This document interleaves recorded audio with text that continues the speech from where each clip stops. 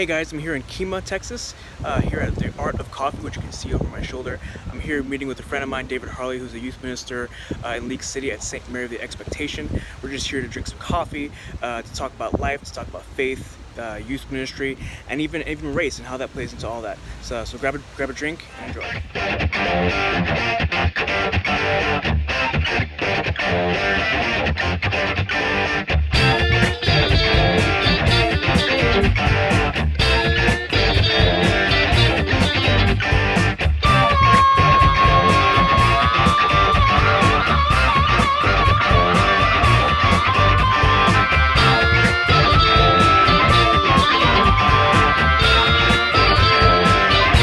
So yeah, I'm here with my friend David Harley here at, what is it, the Art of Coffee.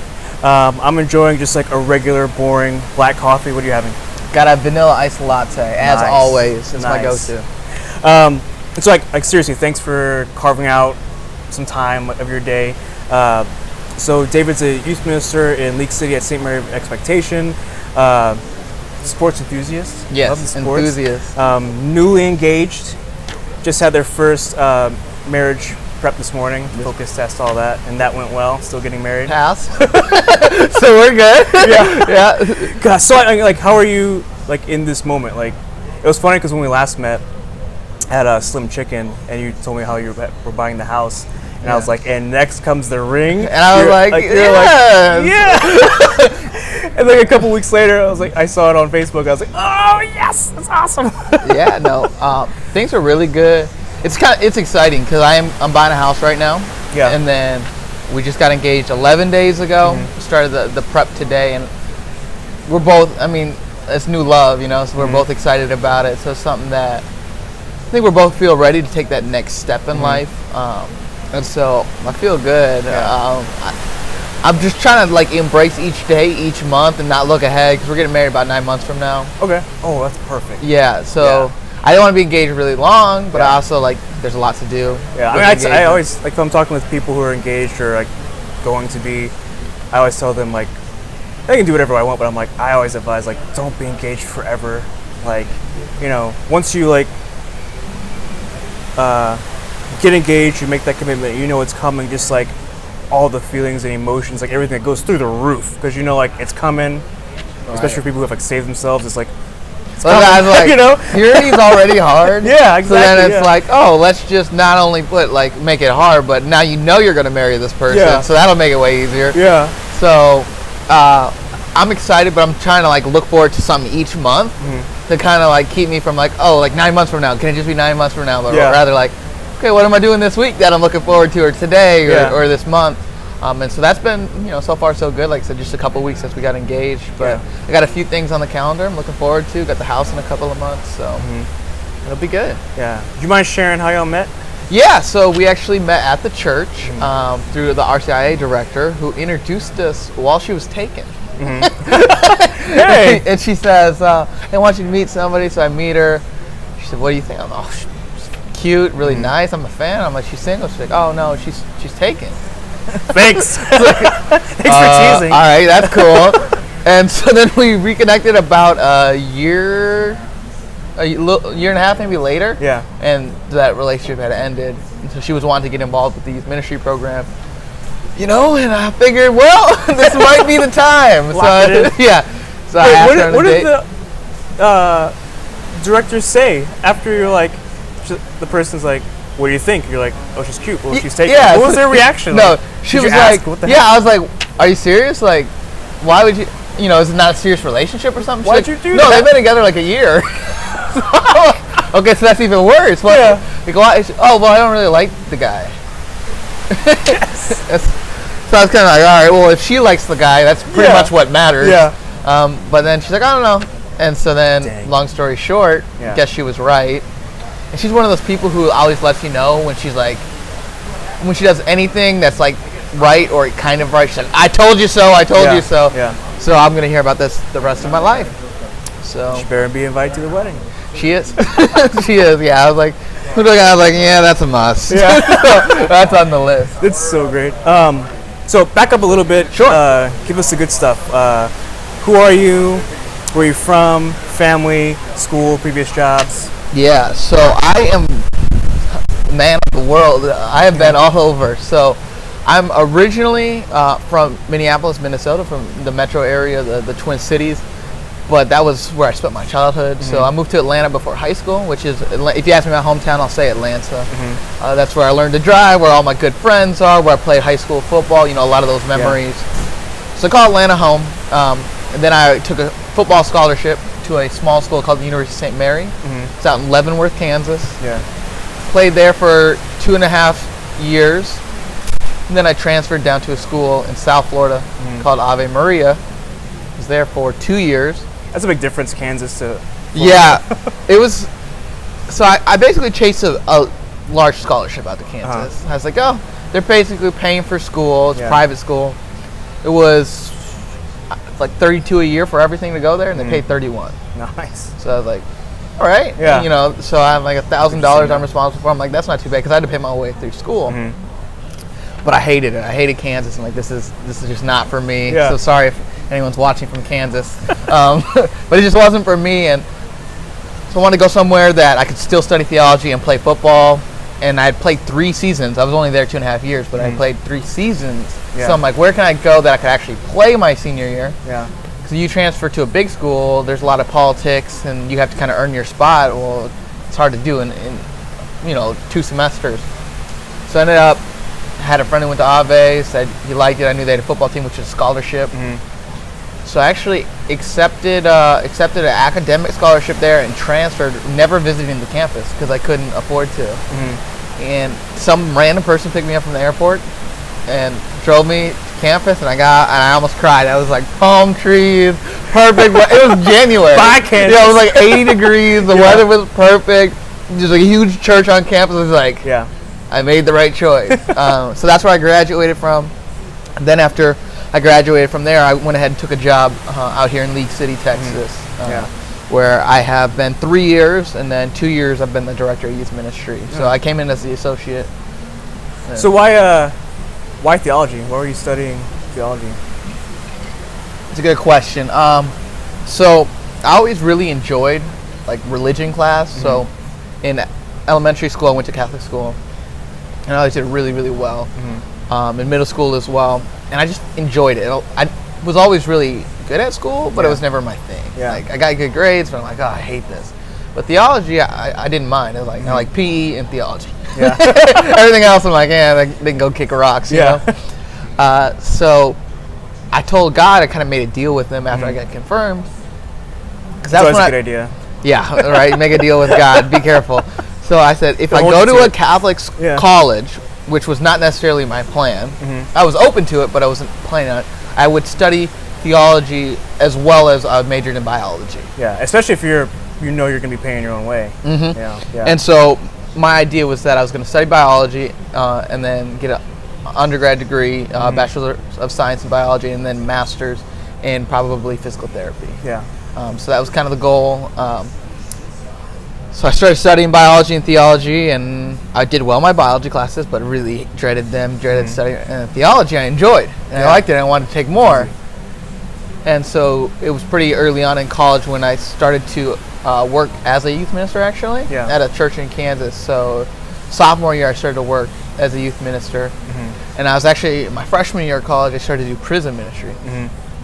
And I loved prison ministry. And that kind of made me think, oh, maybe I want to do ministry full-time rather than part-time. But I figured I'd keep majoring in both, and then it wasn't until I transferred that I decided theology was the route that I really wanted to take. So, family? Yeah, I have a big family. I'm one of 7. Probably don't take all day to go through kind of my family story because it's unique. But both my parents had chronic health issues. And so throughout high school, I kind of became my mom's caretaker. I didn't live with my dad, even though they were married. And basically, it was a lot of responsibility thrown on me at an early age. And my family, my mom was really into her faith, but my dad wasn't. So it was kind of a split faith family. And it was always something that was inside of me. Like I had doubts. I always had struggles, a lot of trials. But I always knew I believed in God. Now, like, what does that look like? What is my relationship with God? That's all changed and varied over time. But, like, believing in God has never really been a question, if that makes sense. And so my mom always was encouraging me to get more and more involved. And then when I did, I fell in love with it. Yeah. So you said 1 of 7. Where are you in the lineup? I am 3rd from the end, so one of the younger ones. Okay. And not a lot of my family, I'd say, doesn't practice their faith or wouldn't even call themselves Catholic. But it's something that has always been, like I said, important to me. It's helped me get through a lot of those trials, and only grew when I went to college, which I think is unique because a lot of times people it's the opposite. Lose their faith when they go to college, but mine definitely deepened. Why do you think that is? You weren't like living at home, like you moved away at college, playing sports, like. Yeah. I think some of it's stubbornness, which is kind of weird maybe, but a lot of people would make fun of the way I was living, you know, like trying to not sleep around or trying not to get drunk at parties, and people would say, oh, like you can't do that, basically it's not sustainable. Yeah. So to be completely honest, for a lot of it I was like, yeah, I can. Yeah, I'll show and like you. I'm gonna just prove to you that I can. Yeah. Because I'm like, once I set my mind on something, like I'm a goal setter, so I set my mind to it, I accomplish it. That's how I do, bottom line. And so basically that happened, and then as I set my mind, like kind of that stubbornness just not to do wrong, then I like started to fall in love with it. I think it's actually reminds me of something I had learned in an ethics class after the fact that I was able to connect. Aristotle, he writes in one of his works on the Nicomachean Ethics, it's just the ethics for his son, that like virtue has to start with self-control. So you like stop yourself just because you know it's wrong, and then over time you actually learn to love it. Yeah. And I'm like, oh, that kind of makes sense, because like honestly it's like why don't you drink? And I'm just like, I'm not going to. Like, and it was like not like so much like for the glory of God, but like I'm gonna do it because you said I can. Yeah. And then like it became like, oh, like when I'm not drunk at the party making terrible decisions, like this is enjoyable. Yeah. And same thing with like I said, with purity and with other parts of Congratulations. Thank you. He's one of the owners of the flower shop, and he comes to the coffee shop all the time. He said, congrats on the engagement. Yeah, that's awesome.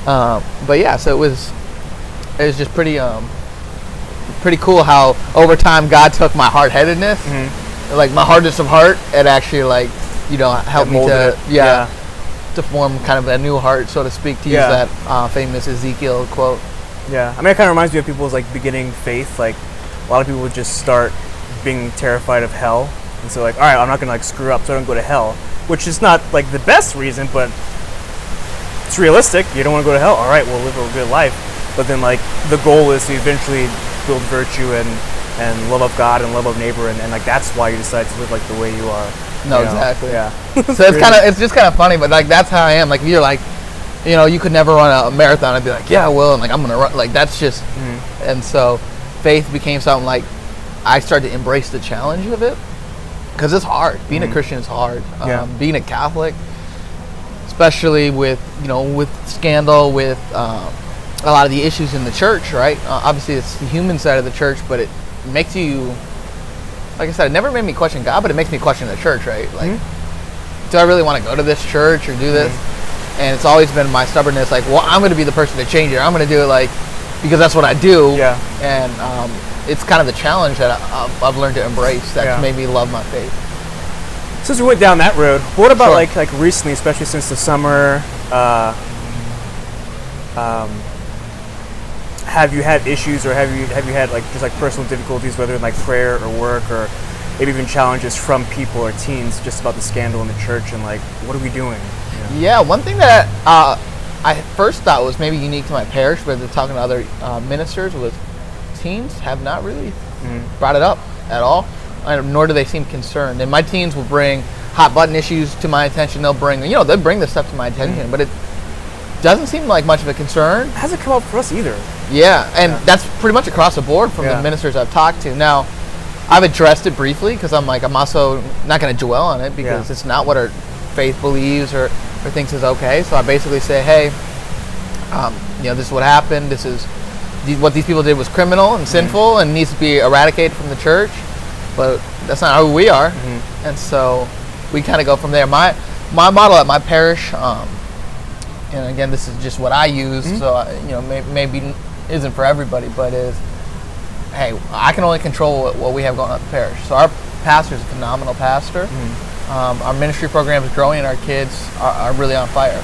So I'm like, if there's crazy stuff going on in the surroundings, I say, hey, let's just focus on us, because that's what we can control, and we're doing a good job. So that's how I view it. So issues, scandals,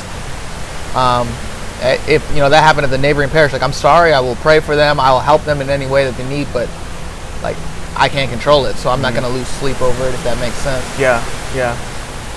So back in college in Kansas, you said were you on staff? Like, were you like the youth minister or assistant youth minister? I was the youth minister. Okay. Yeah. So what got you into prison ministry?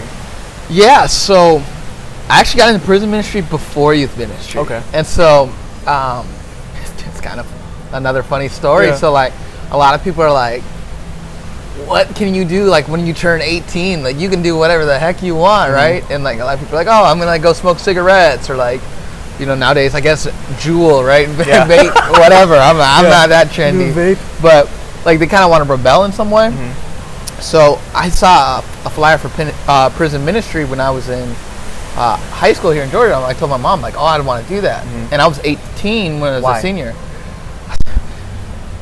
I've always been fascinated by the criminal mind, which is like, it's so dark. It's so dark. But like, so my girlfriend, my fiance, gotta get that right. My fiance came over last night. Edit that out. Yeah, please do. At least send her the edited version. Everyone else can have the real version. Yeah. So my fiance was over last night, and we were watching Netflix. Literally, no lie. It was like crime shows. This is my, because it does like your life. It was like page. Crime shows, dark comedies. It was like crime documentaries. Yeah. It was like Netflix originals on crime, and then it was like little kid movies, because she'll watch like the Pixar movies, and that was it. There was like wasn't even like sports, because like, I'll just throw on my cable and watch I'll watch ESPN or whatever. So I don't really use Netflix for things like that. And so it's literally just crime stuff. So it's always been something that's interested me. I've always been somebody who the idea of second chances and forgiveness was important to me. So I thought, man, it would be pretty cool to go into prison, see what it's actually like, and like give those people a second chance. And so I talked to my mom, and she's like, no, like, it's not safe, basically, as a senior in high school. And so in my church in Georgia, you had to be 18 to go. When I moved to Kansas, you had to be 21. Well, I was like, I really want to go. So I actually talked to the guy who was in charge of the ministry, who was a former professor at the university I worked at. Yeah. And we wrote a letter to the warden, and he approved me to come in. So I had to go through a prison staff training, and then I would go in weekly and rotate through minimum, medium, and maximum security prisons, and run Bible studies based off of the Sunday readings. Yeah. And I loved it. It's still, probably to this day, my favorite ministry I've ever done. And what was that like when you were in there with like those guys? Yeah. Who've done? It's crazy. Yeah.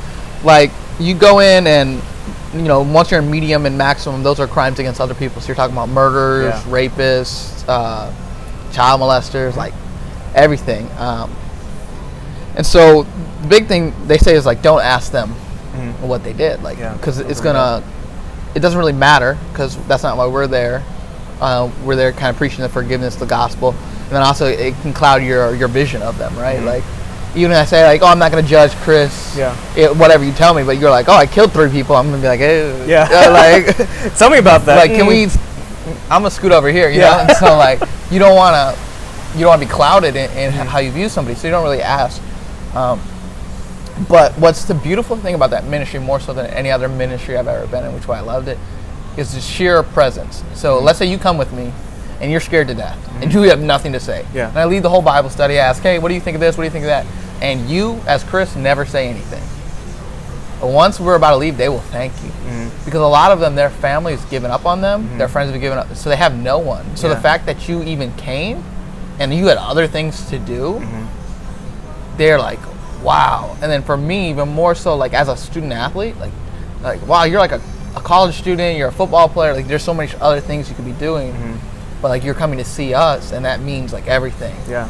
And when you see true conversion, it's incredible, because you will see, and I mean, just like any ministry, but I think it's a little bit heightened in the prison, you'll see kind of like fake conversion, right? It's, you see like, oh, like I love the Lord, but there's no fruits of it, you know. They don't seem to be living that life. But when you see like a murderer actually have his heart changed, like that's powerful. Like, dang, like the Lord's, you know, he really is still working every day. So it was just a phenomenal experience. It was always different. I had to like, I did everything from like hugging guys who were crying in the prison to like, I had to get stern with a couple of guys. Like there's a guy I had to get stern with in a maximum security prison once. That was interesting. And like what? Like you better sit down. Like I mean, so what do you say? No, So basically, what had happened was we would go with my first university was founded by the Sisters of Charity of Leavenworth, Kansas, and so it was religious sisters, and so they wouldn't wear habits. Most of them were older, but there was people connected with the university. So we had some women who would come in with us to the all men's prison, but it would primarily be, you know, older women and maybe people that, you know, our society as a whole wouldn't say like, oh, you know, I'm so attracted to somebody. But when you're in a prison, there's no females at all. So even like, you know, a female who is just that, you know, a woman, they're gonna hit on it, and they don't care if you're a sister. They don't care, especially they didn't wear habits. So like, in the average, so there was this woman who would come in. She was in her mid-40s, and she was telling me that this older man who would, like, basically he would try to get really close to her, made her uncomfortable. And he had never like groped her, but he had kind of like made uncomfortable contact with her. And so she was like, yeah, like this has been a problem. So I was like, all right, like I'll handle it basically. And so we were going into the maximum security, which is definitely the most intense. And I saw him coming through the hall, and he was like walking towards her, and I put my arm around him. I was like, hey, why don't you come with me? So we walked over to the side. Go this way. And I was like, so I heard this is a problem. And I'm like, you know, is this going to continue to be a problem? Like, is this a problem that you're going to have with me right now? Or are we not going to have a problem with it anymore? And he's like, oh, I mean, and I was like, I'm not going to hear about this ever again, am I? No, sir, right? And as a volunteer, I still volunteer staff. So if he were to hit me or any of the other inmates were to hit me, it's actually assault on a police officer, which when you're in prison, that's going to catch you at least an extra 5 years. So even if he was like felt insulted by me or something, he's not going to just hit me. You know, unless he's really crazy, which I mean, there was a few who, I mean, there was a guy in our group who had been in solitary confinement for 11 years. So I mean, there's quite a lot going on there. But yes, I had to do some disciplining, and she never had a problem with him again. What was really crazy, I think, was in the medium security, because those are like offenders, you know, again, murderers, rapists, all that kind of stuff, but they've had good behavior. So it's the same people who would be in max, but they've been in there maybe 5-10 years and have been good. So they have more freedom. So, you know, like in the movies, you see them like working out. So they really have that. It's called the yard. It's like this outside space. And I'd have to walk through that to get to Bible study. So like in maximum, it's a lot more like, they're a lot more restricted to their room. Like you kind of have a hallway you go through, and you interact with people, but it's very controlled. Open this door, lock it, go to the next door. But in medium, it's like they can, you know, it's a confined space, but let's just say it's like a Walmart, you know, open area. They can walk around that whole Walmart. The Walmart's locked down, you know, so the whole thing is locked down, so they can only go to maybe their cell, to the cafeteria, to the yard. But when it's time to you know, free time, so to speak, they can be wherever. So I remember one time, I don't know why they allowed this to happen, but the old guy who ran it, he was just so nice. So you let like a 19-year-old college student, a female college student who wanted to come like see what prison ministry was, come. So we were going into medium security that week. So I had to walk her through the yard. So she's like 5 foot, cute blonde girl. 19. And there's probably 200 guys working out in the yard.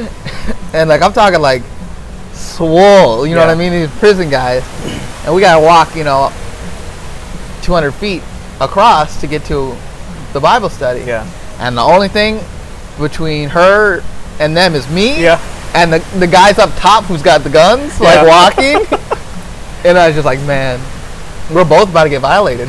Yeah. Like, walk faster. I'm thinking like, oh, I'm a tough football player. I'm like, I can probably handle like one. Yeah. Like, I go crazy mode, maybe Yeah. two. There's like 200, so I'm Yeah. like, if they actually want to try something, like, I'm like, we're both done. Yeah. You know, and luckily we're good, but it was a pretty cool experience, and like I said, the guys loved it, got a lot out of it, and like I said, I got a lot out of it. So why youth ministry? I mean, obviously you studied Yeah, theology, and you had the experience in college, but why'd you come out and jump into that? Yeah, in high school. And still in it. Right, yeah, exactly. 7 years later right now, so I've been in it for a little while. You know, I'm only in my mid-20s, so 7 years is kind of a long time. But yeah, basically in high school, I had a really good experience with my ministry program. My youth minister was a very positive influence, and our youth group was very active, and it welcomed me to the community because I was new. And so I loved the weekly youth group. Like I said, I was always had an interest in theology, so it pushed that. But I felt like once I started to go on some conferences, especially I went on a mission trip to Nicaragua, and it changed my heart. And I realized, like, wow, like ministry changes people's hearts. And so then I was like, maybe someday I could be a youth minister. At first I had the thought at 16. Then I went to college. I started doing prison ministry. I'm like, okay, I love ministry.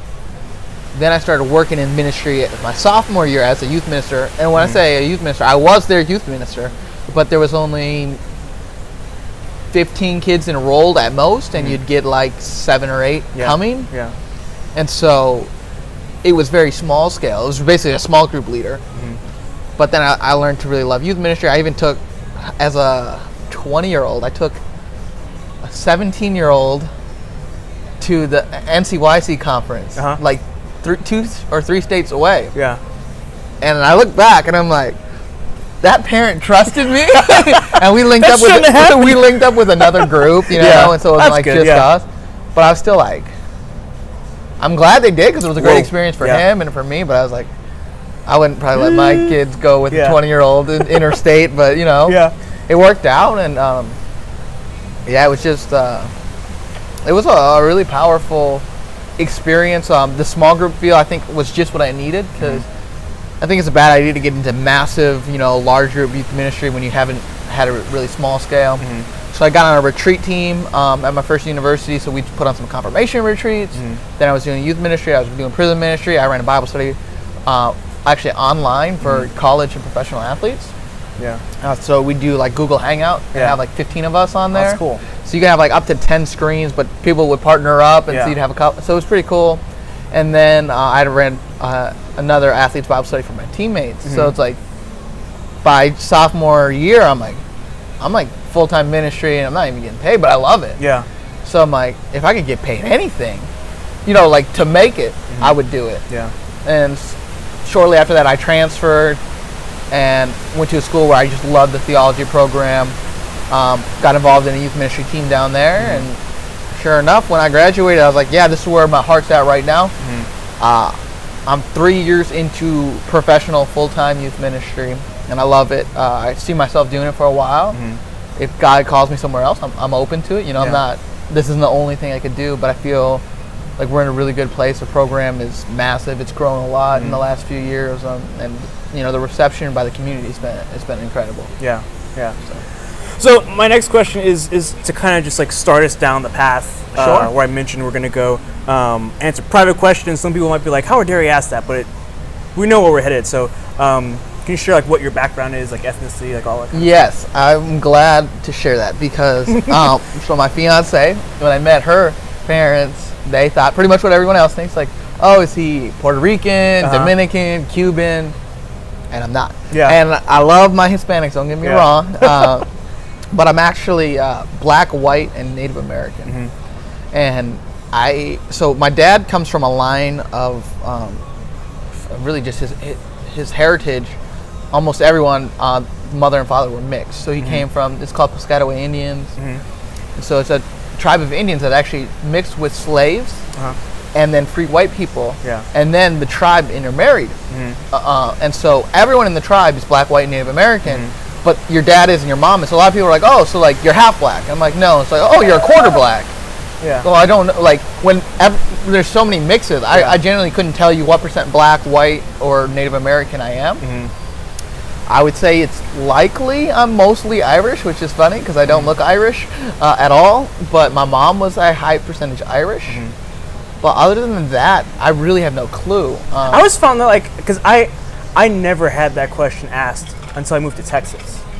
Like I never got asked like what are you or what percentage I moved to Texas. I still think I don't mind the question people asking what. I mean, like, you're curious, ask. I don't care. But I always thought, like, what percentage are you? I always thought that was a weird question. Well, you probably know this, but did you have dreads for a while? Not till college. Okay, Yeah. just because I'll say basically your hairstyle, like my brother has braids, so people are like, oh, you're black.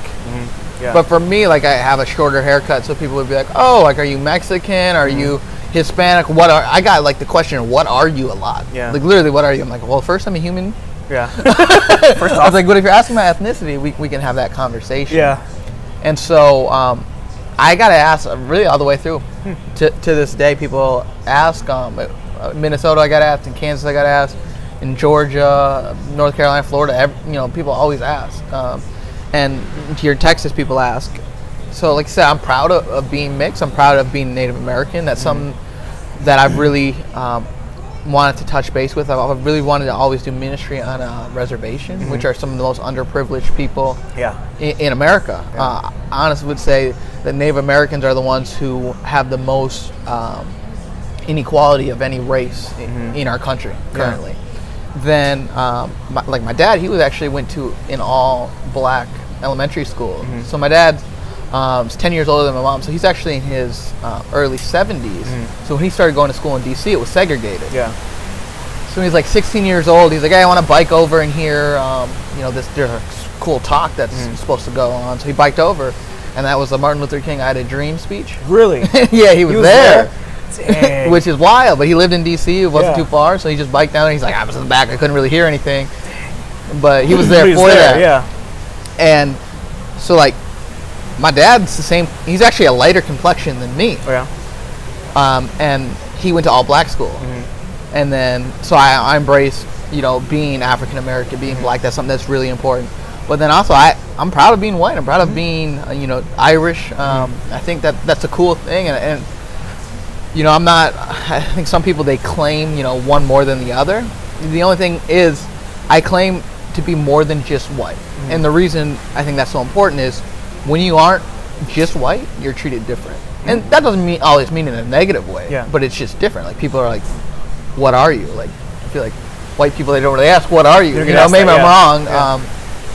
And so there's that. People will look at you differently, which is why I've always identified as mixed. Or when I filled out the form, like today, I filled out the form for the focus test and said, "What is your primary ethnicity?" And I had to bubble in the other because I'm like, well, I don't know if I'm primarily African American or white or Native American. I generally could not tell you. And so others, so I've always either checked all of them, but this one said check one. Yeah. So it's other. How did your parents raise y'all as far as, like, who you are, your culture, how you should interact with other people? My parents, I think, it's interesting. When they got married, it was in the 80s, and so it was like interracial marriage was a thing, but it's still frowned upon by a lot of people. And so some people would give them a hard time about that, but they always thought, hey, if you love somebody, if you treat them right, like, skin color shouldn't matter, background shouldn't matter, sexual orientation shouldn't matter. None of that should matter. Like, if you're just treating them how you treat them, right? And so that was never really an issue. But my dad, it was really important to him that we were raised with some sort of African American influence, because I grew up in a country in Minnesota. Everyone's white, literally everyone. And then I went to a elementary and middle school where there was one black family. And the family wasn't actually black. The kids they were adopted. And so they were adopted from Africa, and that was it. Like, there was one Asian family, and everybody else was white. And so, like, there wasn't really anyone who was like us. There wasn't anybody who was mixed. And like I always knew I was different, or my family knew. Like people would make fun of my sister's hair, and they'd be like, "Why's your hair like that?" Or they just want to know because they'd never seen it. So we knew we were different, but my dad wanted us to kind of have a cultural like background. So it was always important that we went to the black barbershop.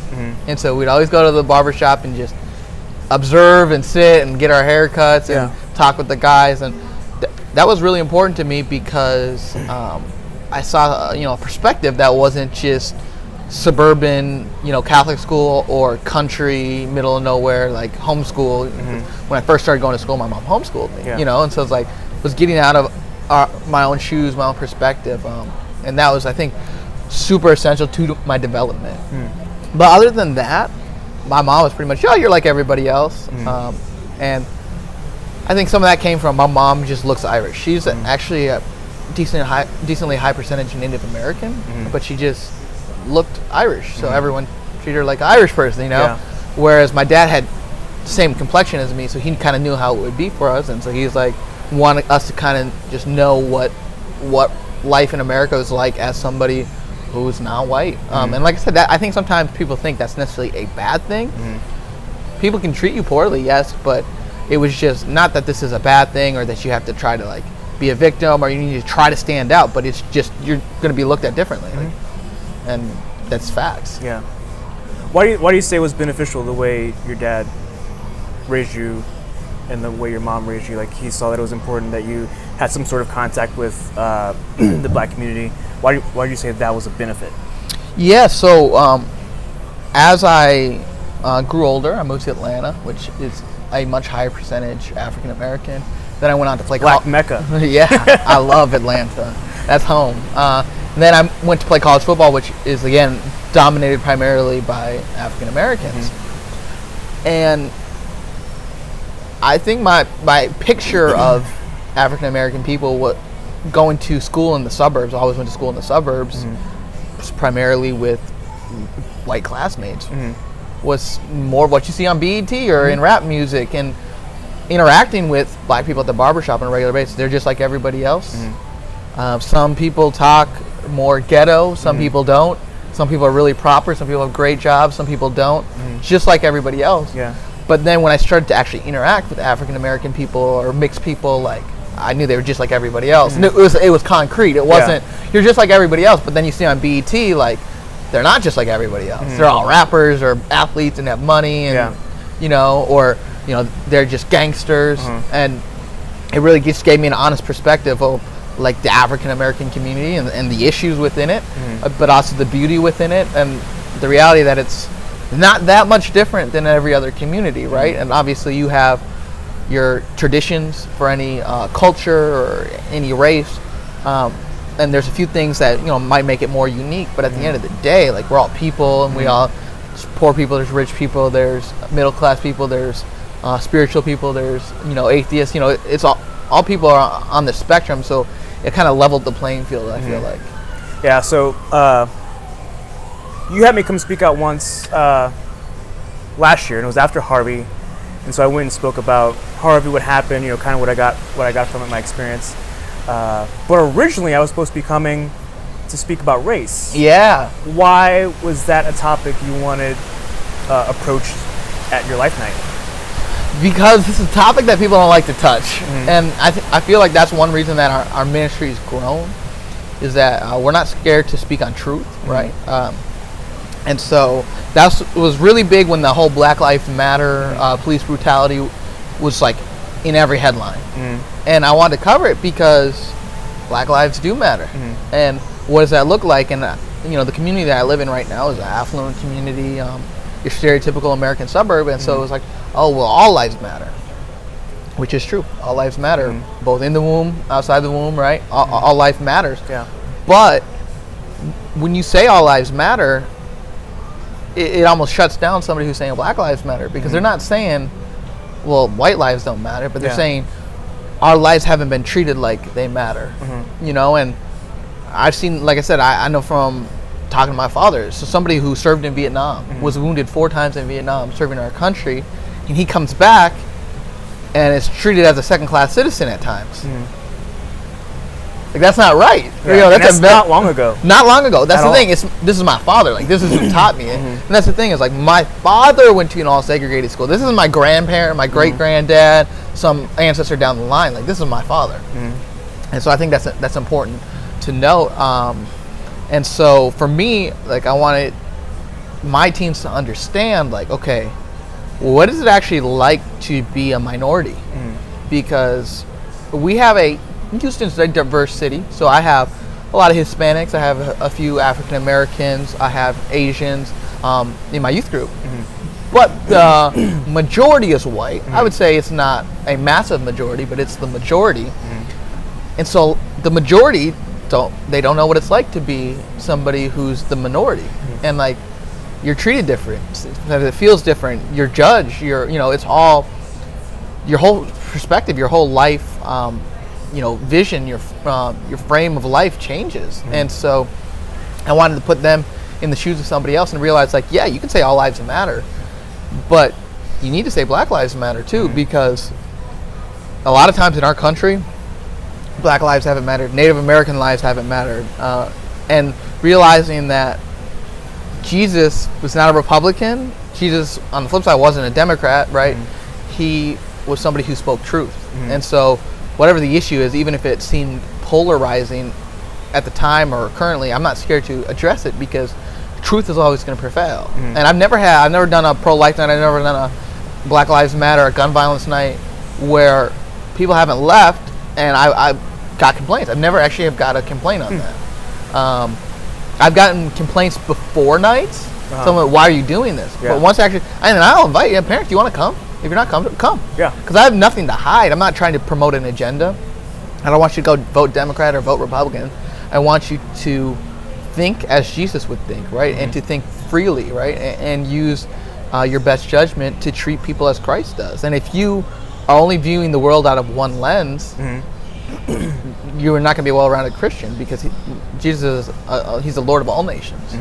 And so that's why I brought you in for that night. And then we had this massive hurricane, just straight destruction. Chris's church was under 4 feet of water, and our focus kind of changed. Like, yes, Black Lives Matter, but right now all our lives are all our lives are flashing before our eyes. So how do we deal with this tragedy? So that's why we flipped topics. So specifically, like race has always been an issue, a topic. These past recent years, it's come to the forefront with Black Lives Matter and the police brutality.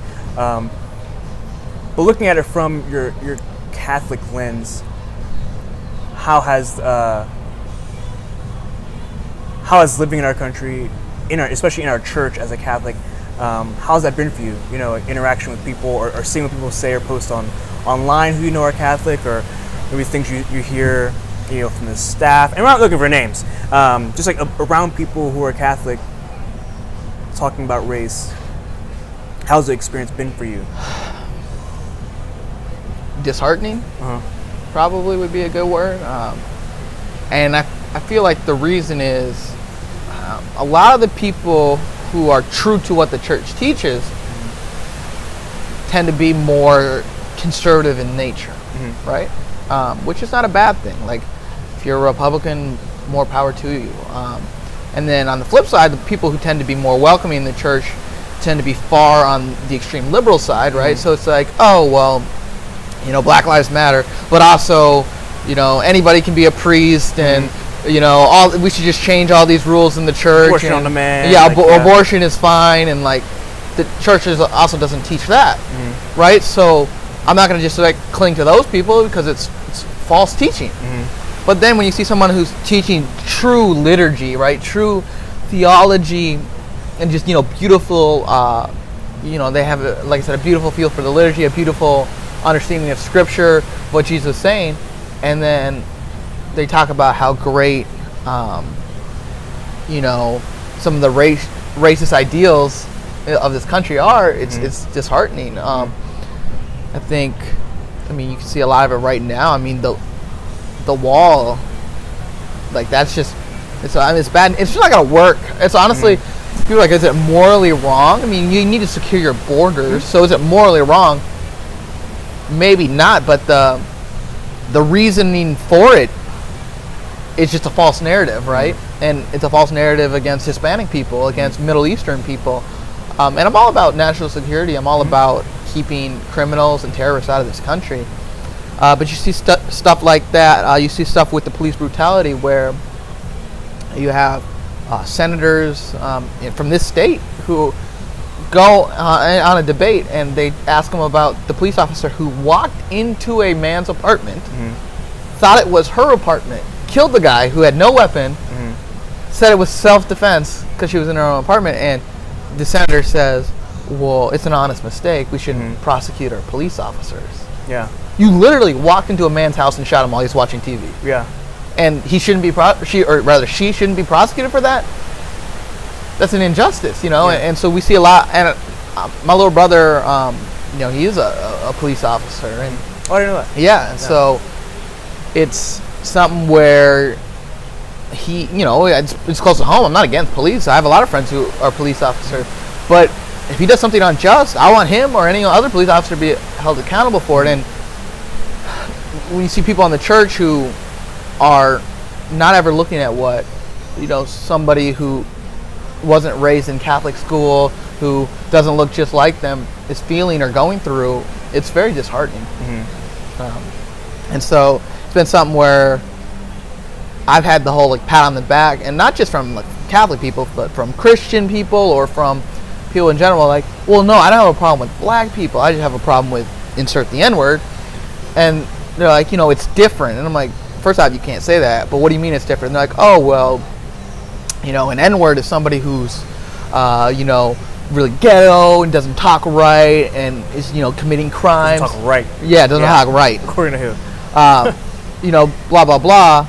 But like a black person, you know, it's just somebody who's just, you know, has dark skin, like, and it's just like everybody else. But I'm like, I don't say like I hate white people, you know, oh, just the trailer trash, you know, like just the low income, you know, drug users. But I like no, it's just white people, like are white people, right? And there's bad white people, there's good white people, and there's a lot of white people in the middle, right? Yeah. Just like black people. And so this whole idea, like that, depending on how ghetto you are, is how good you are, and a lot of how you talk is how you were raised. The people you talk like the people you grew up around, and so it's disheartening when people who have authority in the church are using it to promote an agenda or to promote language that is really contrary to what Jesus would have taught.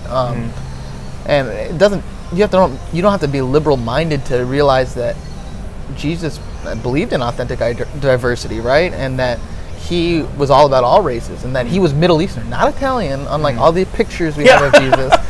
And so that's one thing when I put images of Jesus in my youth spaces, I make sure that I use a diversity.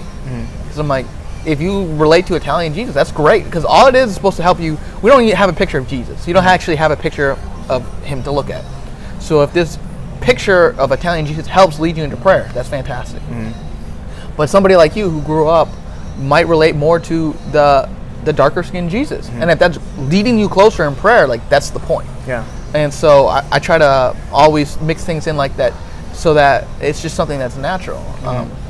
And then I try to break stereotypes by like, oh, like I'm somebody who is a mixed Catholic American, and I'm living the fullest of the church teaching, and I'm enjoying it. And so I don't know, you don't have to look a certain way, you don't have to dress a certain way. Your hair can be dreaded, your hair can be short, you can dress nice, you can do whatever, as long as you're in line with church teaching. Your hobbies can be what they are. You don't have to look a certain way.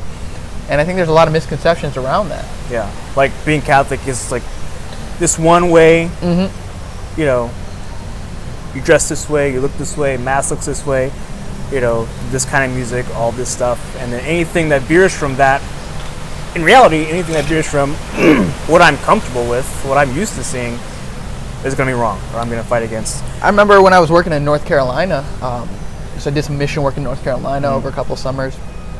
I had somebody say to me there was a Nigerian Igbo Mass going on, and they used the drums. Nigeria, that's what you use with Mass. Dare they? And no, that's literally what the person was like, is that even like a valid Mass? And I just lost my cool because it was just such an ignorant statement.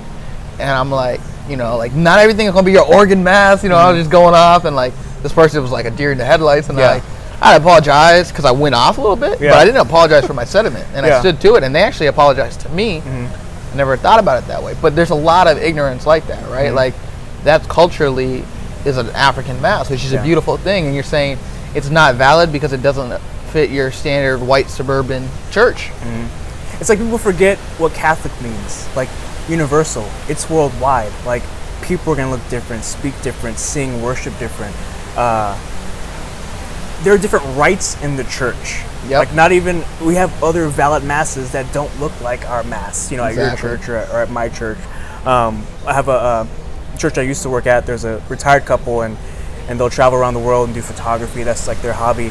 And they were somewhere, some like island, Micronesia or somewhere, but in the mass, the altar boys and altar girls, altar boys were wearing like a grass skirt and nothing else. Altar girls were wearing a grass skirt and nothing else, so topless.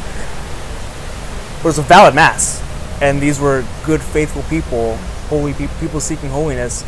But it was mass. But here are these topless people only wearing like grass skirts. You know, like you go to like somewhere in Africa, and like mass is 3 hours long because like they worship forever, and like bringing the book of the Gospels down takes like 20 minutes because they're gonna like, you know. But it's still Catholic. It's still the Mass. It's still holy. It's still good. What has been your experience with a race issue in youth ministry? Like, have you had any difficulties in dealing with youth? It's a lot of the same things. A lot of that ignorance, right? Because I work at a suburban church right now, and so a lot of it's like, oh, like, this is how black people are, or how Mexican people are, or whatever. So, especially broad strokes. Broad strokes. Especially with the teens being young, I'm able to, hey, like, that's not right. And one thing I will say with this generation, man, it's a lot of people hate on the Generation Z and millennials, but I would much rather be around a generation that's erring on the side of everyone is equal and it should be equal and treated fairly than like the generations prior where it's like, I'm better, right? And yes, sometimes this generation errs in too far and like, oh, well, like, you can do whatever you do as long as it makes you happy, because there's a lot of false narrative in that, right? Just because you have freedom to have a surgery, you know, to change your body doesn't mean that'll make you happy, right? So I don't think that's true, right? And sometimes, but I'd much rather teach kids who, like, what's the basis of like our faith is like human dignity is one of the primary bases.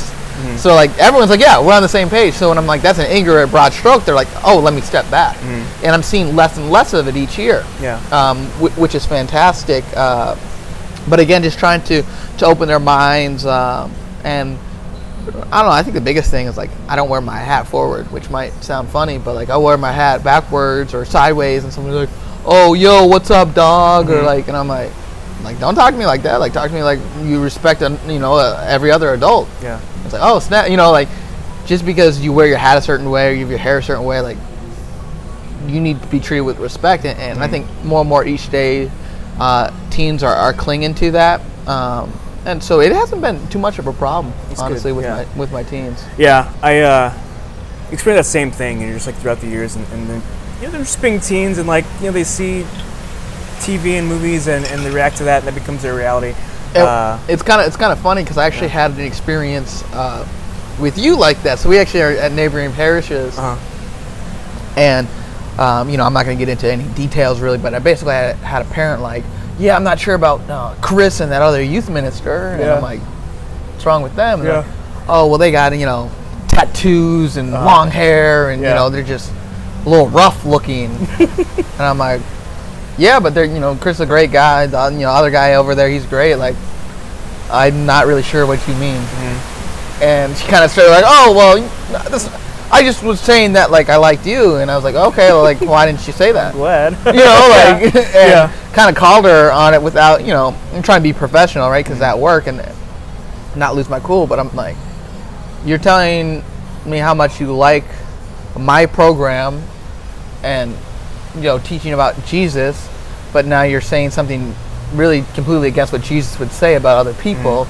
I'm confused, Yeah. and so I see stuff like that as fairly common, and I'm sure people probably say things about me while I'm not there, but it is what it is. I don't really care. Yeah, probably one of the most awkward things that's happened to me in ministry was it was back when I was interning in Austin, and there was this one girl in our group. I think she was in middle school at the time, maybe just in high school, and she told me that her biology teacher at school said that black people have extra tendons In their foot, right? Just anywhere. That's why they're so good at sports and jumping and running. I was like, well, did he like correct that and like say I'm joking or something? He's like, no. I was like, he literally just taught you that. Oh my gosh. Like your biology teacher who hopefully went to school and studied some biology. I was like, what are you talking about? Does he teach phrenology? And the other one was after Harvey when we were in people's houses and working, and I had a friend who flew in from out of town for 4 or 5 days he just wanted to come and work. I was like, you want to hang out, go into Houston, grab a bite? He's like, no, like I'm here to work, like that's it. And so there was one day where it was me, him, and like a couple other like teens who they were off work, they were out of school for like 2 or 3 weeks, and so some of them were helping with us, and my friend he's more or less half black, half white, much darker than I am, and like for all intents and purposes looks black. And so I'm taking a couple of these teens home, and they start talking about how the mail service started back up. It's a big deal, we're getting our mail again. And one of them says, yeah, we have a woman and she's black. And the other one goes, well, is she black or is she a nigger? And I was like, oh, guys, just like, wow. Shut it down right then and there. And my friend was like, what are you doing here?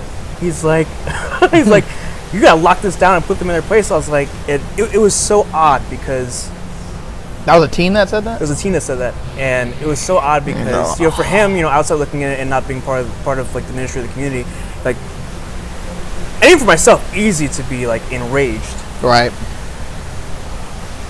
But for me, it was just like, what, like,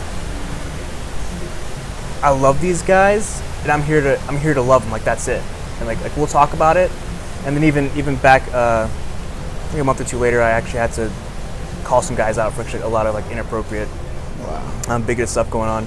But I was just like, I'm here to love them, and like there are things like that in the area,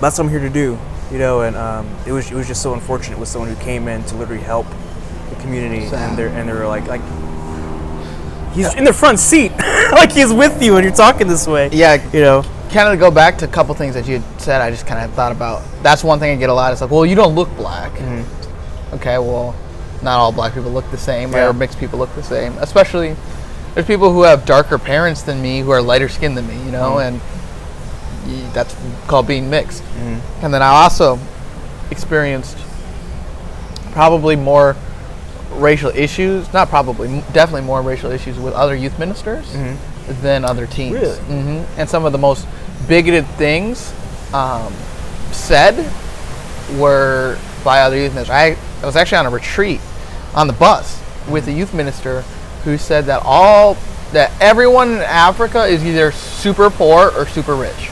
And then there's no middle class anywhere. And I was like, you realize Africa's a continent. A continent, yeah. Not just like a country. a country. The country of and Africa. Was arguing till he was blue in the face. Mm-hmm. And my teens, like, I got hot and my teens were getting mad and and I'm everyone's gathering around. Yeah, and I'm like, and normally like a youth minister says something like, I'm gonna defend them to an extent and then kind of correct them in private. Yeah. But I'm like, I can't even correct this in private. Like, this has got to be in the open. And like, a lot of my kids really thought negatively of that youth minister from that point on, and I didn't tell them to. But they saw like he's pretty bigoted. I'm like, well, what do I say to that? I'm like, well, maybe it's just a bad perspective on that, and try to like give him the benefit of the doubt. But at the end of the day, like, it's like sheer ignorance. It was. Yeah. It was bad. Yeah. So being in ministry for a while, especially here in America, like, I think it's safe to say that most, let me know when you need to go. Most of the big ministry is more geared towards suburban white America. It's just like reality. Yep. Do you think that's good or bad? We're somewhere in the middle. Somewhere in the middle, because I think suburban kids need it just as bad. But it's bad because, I mean, I understand why, and it comes down to money, right? All the money's in the suburbs, so you can pay for a minister, and in the inner city, you can't pay for a minister, so you don't have one. Like, that's why. But my goal, my entire, I don't know, my entire thought process ever since I entered ministry, my ultimate goal would be to start a nonprofit in the inner city. That's my end goal. Like, if I could do anything, if I had, $5 million right now, like that would be, I want to build a youth center in the inner city because it's so needed, and people aren't ministering there, and the kids would really benefit from that structure, from a place where they can be loved and just have that safe environment, But I think it's very needed in our area. I can tell you, a lot of our teens, like, they're very well to do, but spiritually just terrible. It's like, I've heard it say like it's a different kind of poverty. Yeah, like Mother Teresa talks about. And so I don't feel like I'm wasting my time or resources right now. Like, it's badly needed here. And so, I guess it comes to that scripture verse, right? I guess the harvest is plentiful, but the laborers are few. So we need more youth ministry in the inner city. The reason that Catholic churches in America tend to be whiter, because, again, worldwide, the Catholic Church is not white. But in America, it's because we're not ministering in a lot of inner city places, or to the African Americans who aren't in the city, right? There's a Lecrae song. He's one of my favorite rappers. He says, the most segregated place is Sunday service. And a lot of times it's black churches, white churches, Baptist churches, and you never have any mixing. You just go and no one is evangelizing. And so that divide still stays. And the reason it was divided in the first place was because of segregation. And since then, no one's tried to bridge that gap in a concrete enough way to make people actually, hey, okay, let's just do this together. Let's be on the same team. What do you wish people knew about, what would you like people to know about your experience, in the church, various issues? What do you wish they would know? That what you say matters. Probably be the first, right? A lot of why I said I stuck around in the church was my hard-headedness. So maybe if somebody wasn't as hard-headed as me, they might have been discouraged and left because they didn't feel welcomed or a part of the church, and that's a very sad thing. Also, are you Catholic American or are you American Catholic? And I feel like most people in our country are American Catholics, and they put their politics or their worldview ahead of their faith. And Jesus asked us just to do the opposite of that, right? You might have to say, hey, this Democrat did a great thing, this Republican did a bad thing, or this Democrat did a horrible thing, and this Republican did a great thing, or this black person did, or this police officer.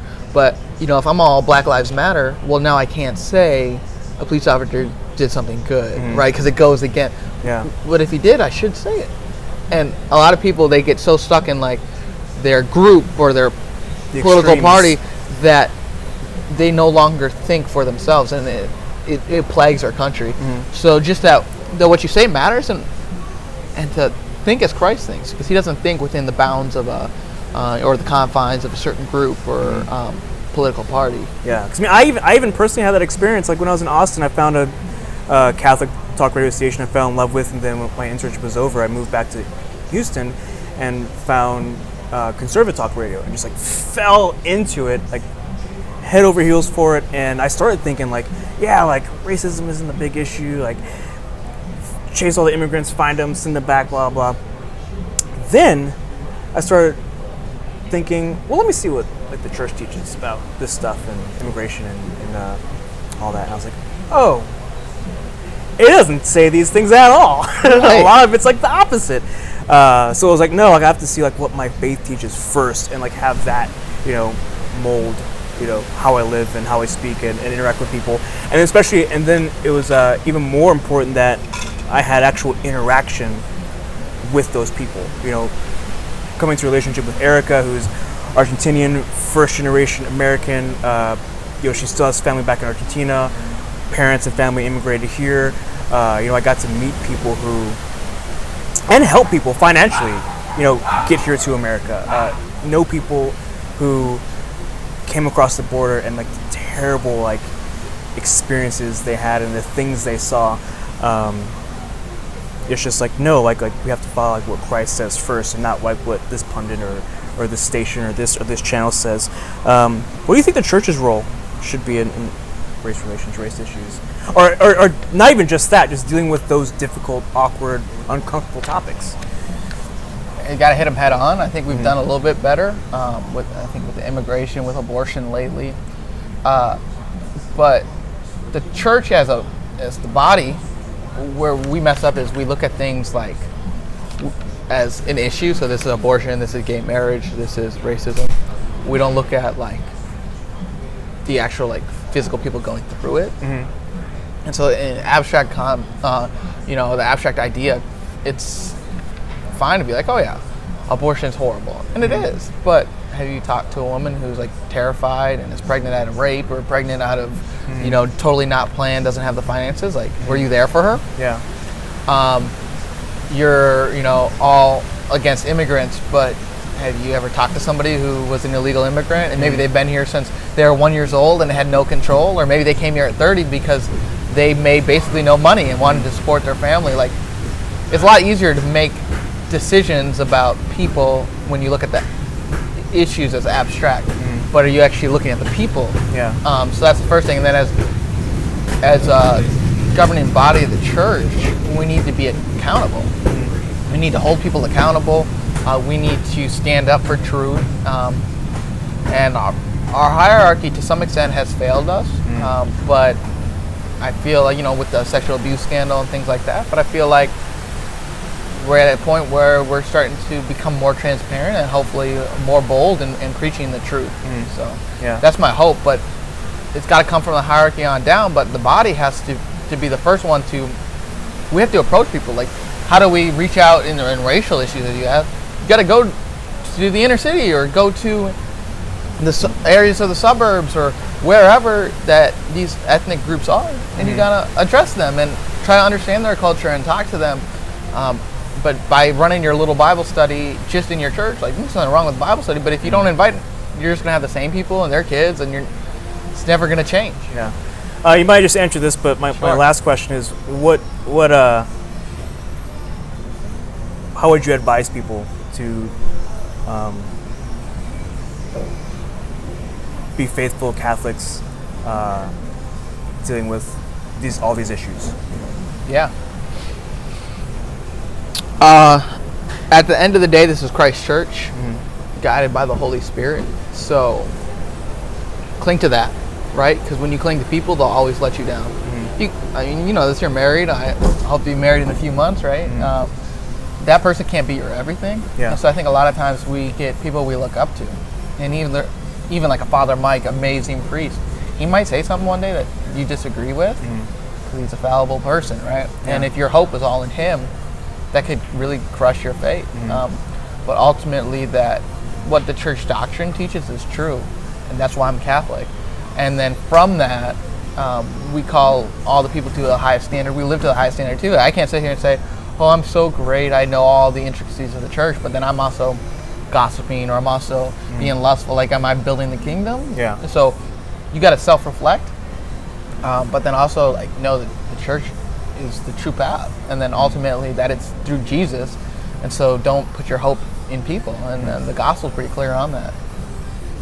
Yeah, I think for me it's been, especially in not just in ministry life, but just like where my heart's been in the past like 5 or 6 years, is just like, yeah, we're talking about topics and issues, but until you get in front of someone face to face and getting to know where they're from, what they've been through, like one of the most upsetting things I saw someone say was, immigration. Like, how dare these mothers like break these laws? They're going to be raising like criminals. Or how dare these mothers, take these kids across like crime-ridden, cartel-ridden areas of the world? Like, how dare they? And it's like, did you stop and think why? Right. Like because you're saying this, I'm assuming you've never been in a situation where you had that choice to say, you know, I'm going to risk my son or daughter's life and send them across these places for a better life, or like I'm going to risk our lives and take all of us through these places across the border for something better, you know. But until you stop and ask that, you're just gonna be coming it from your personal viewpoint, and you won't be getting to know that person. You won't be able to see like through a different lens because they have a different experience of life, a different background. They've faced other things, and the rest of the world isn't like your little community. You know? Exactly. Yeah, I know you got to run. Yeah, man. Thanks for having me. You're jumping on a ethics board. Yeah. Just a needed man, Hey, important person. I'm trying to take care of what I got to take care Yeah, of. gotta get to important me. So thank you for carving this time out, and I just thank you for your witness. You know, like your courage and your ability to, you know, look people in the eye and hold them accountable, and but also call people to be better. You know, and just loving people. Yeah, thank you. No problem. And thanks for, you know, bringing this out to light. I think, you know, what you're covering in this is a lot of important issues, and hopefully maybe this is a light for somebody. And like I said, I'm a flawed person. I have a lot to work on, but if that's one thing I can point to is this whole process of viewing race or, you know, gender or immigration or what, it's a lot of it's just putting yourself in the other person's shoes. And that doesn't mean you change your view on the issue, but you change your perspective on the issue, right? Yeah. And that goes a long way in understanding people, loving people, and meeting people as Christ would. Yeah. Awesome. Thanks. All right, brother. We're done. Be Get good. out of here.